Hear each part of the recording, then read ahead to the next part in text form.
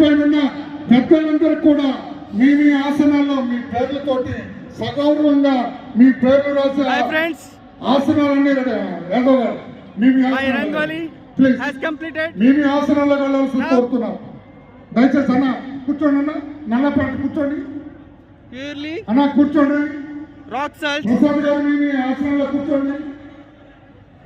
Sir Keshav గారు మీ ముందు వాళ్ళని కూర్చోబెట్టండి. సార్ సభా కార్యక్రమం ప్రసాద్ గారు, కొల్లు రవీంద్ర గారు దయచేసి మీ చూడ వాలంటీర్స్ కూడా పక్క జరగండి.